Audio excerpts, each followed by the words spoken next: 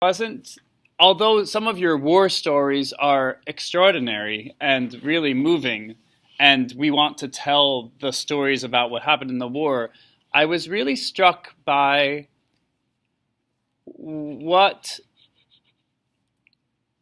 what your childhoods were like before the war, having grown up in the Depression era, what you had to do to survive that era, and how it kind of formed your view of the world. And then you taking that into the war and then coming out of the war, it seemed like there was a big connection to family. There was a big connection to running home to be with your family before and after the war. And when the war struck, it seemed like all of you talked about moments of being around the kitchen table, your parents feeding people during the Depression. There was a lot of connection to this image of a table, of all of you being at a table with your family, and then during the war, even having moments where you were communing with other people in the war, and then after the war, people talked about meeting people from the war at tables, at restaurants. Who was that? Who was the story of meeting the German? Oh, it's not here. It was Grant, right? Grant, Grant met the German man at a restaurant. Yeah, Yeah. right? Yeah, He met. It was a ranch. It was a place we went. It was a place we went on vacation at a ranch in North Dakota. Uh-huh. Cool. And he met this German soldier, and he was introduced to the German soldier by somebody else, right? The man who was running The restaurant, the ranch. Wow. So, and did you all sit down and eat together or talk together? Well, the two of them could have. We had supper. Uh-huh. And I didn't sit with them. I just saw it happening. Okay. And then the added layer is that we are right now eating together. Yeah, then we were talking about how we were interviewing you around tables and eating together also. And so this connection to just being around a table with people has followed you your whole lives. And it's kind of our shared humanity that even though we've all been through war, we really just want to sit around a table and talk to each other. And eat good food. And eat good food, yeah. But who was talking about, was it John?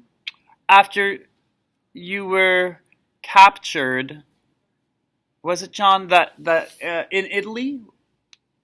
You like parachute? The parachute. We had a reunion. Yeah. And was it you, or am I thinking of your book, where you sat down with, as soon as you were, it was you, right? As soon as you were captured, they took you to a mess hall and you ate. Yeah. Right? Just an informal table. And when you were eating, were you eating with other POWs? No, I was the only You were the only one That's so. at that lunch. at that lunch. Who else was sitting with you? And it was the Germans that I think had were assigned to a battery of anti-aircraft. And they actually, They were having their lunch. and you sat at the same table as them? I think there were about 6 of them. And they just sat me down and gave me a sandwich. What year was that? Opposite me. Oh, they had plenty to talk about, and I just sat there. Nothing happened. And then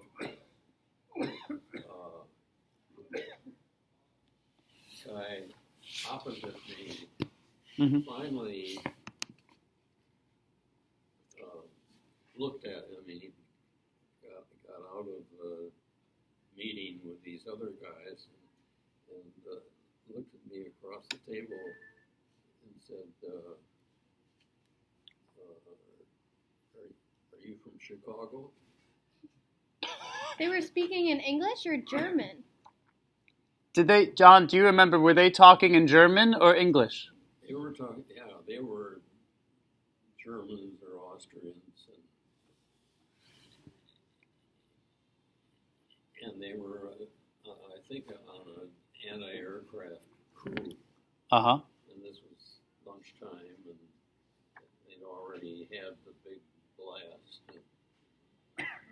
And they spoke to you in English when they talked to It you? was just this one guy. Oh, wow. Okay. Are you from Chicago? Amazing. Are you from Chicago? Did you?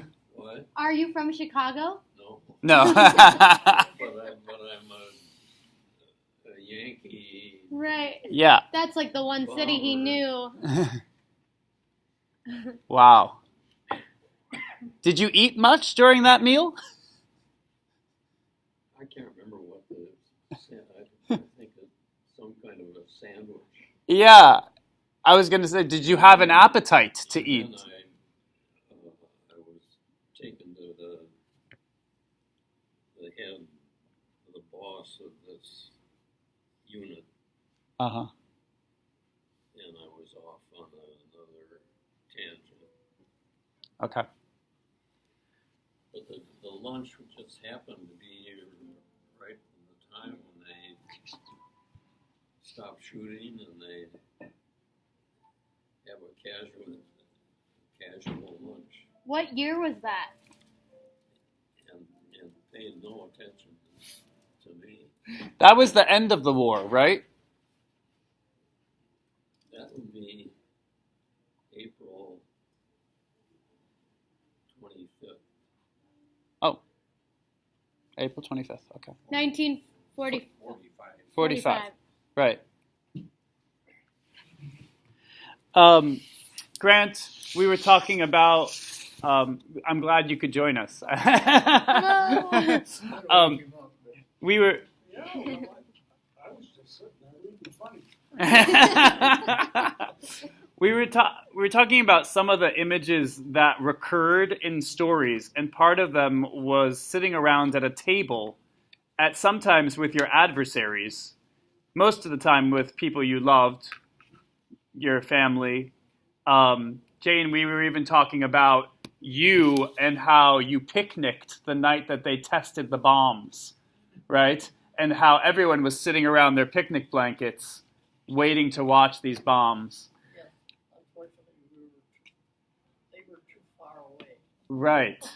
But We tried. but then you mentioned also how, I don't know if it was you or your husband, sat in the mess halls when they brought in the bombers. This is after they dropped the bombs. Yep. And you said that everyone stood as they came in and took their seats to eat? Yeah. It was an incredible thought, what they had been through. And some of them were seriously disturbed with their experience. Because they didn't know what they were doing. Well, no, they have, well, even the scientists didn't know how it would react. And I think everyone was truly dumbfounded by the strength of it. And I know that there were two men who climbed a mountain not very far from there, and they took photographs, the only color photographs in existence of that bomb shot. I saw the pictures later. It was enough to just scare you to death looking at the photos. Mm-hmm. Mm-hmm.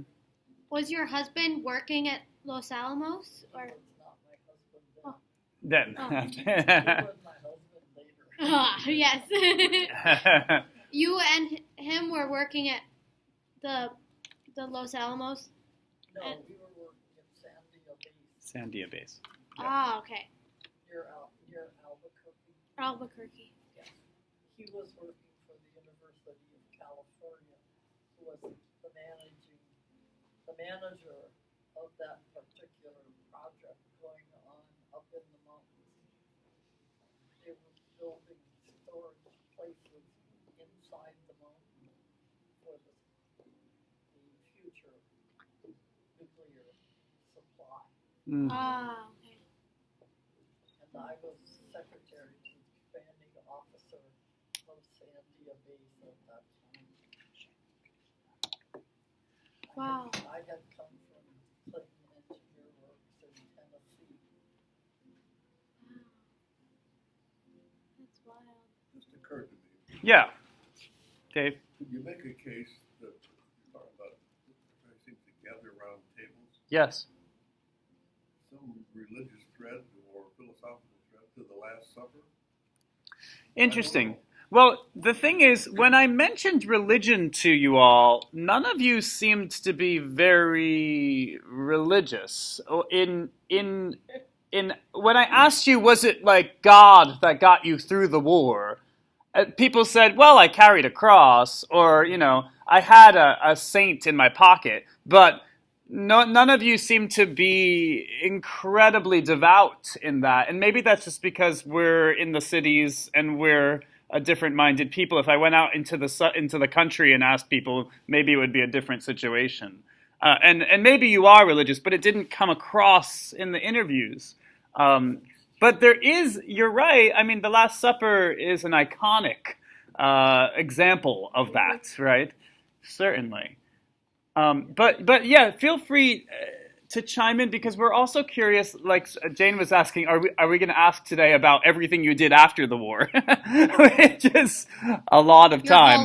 Your whole life, basically. But I am curious about how the idea of being around a table has come back into your lives, and if you agree with me, if you feel like there is that kind of common thread. Because some of you talked about Pearl Harbor the day that it hit, and you ran home to your families to go listen on the radio around the table and find out what was happening in the news. And then when you left the war, you got married, many of you, almost immediately, some of you, and you created family tables.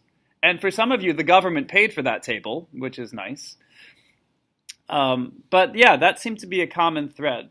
So, and then there is one or two other images that stuck out in our minds that we'll talk about. We have some with you, we have some with you, but that one table thing seemed to be more of a common idea.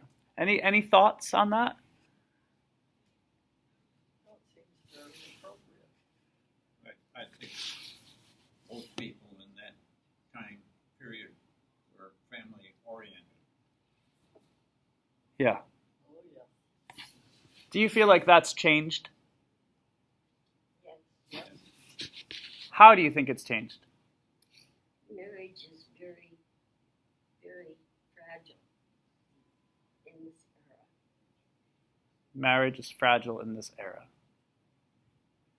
Yeah. It wasn't fragile before? No. It withstood.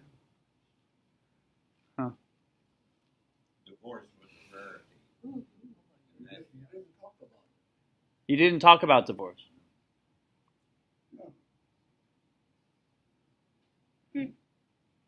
Did you know people who were divorced when you were young? It had happened, but it just wasn't talked about. Certainly was not talked about. Oh, wow. It was like shameful. I knew that Very the shameful. difference Yeah. Why was it shameful? Because it was not, it went against everything all religions had taught. And we were, I think, a more religious group as a whole than anything that we find today. Uh-huh. It was almost treated like a character flaw. There must be something wrong with you if you can't. If you can make it work. I had a cousin who got divorced. He had to leave Indiana and move to California because it was just almost like being shunned. Wow. Interesting. Nowadays, it's like, Yeah, right. whatever. Just want to make sure this is still recording.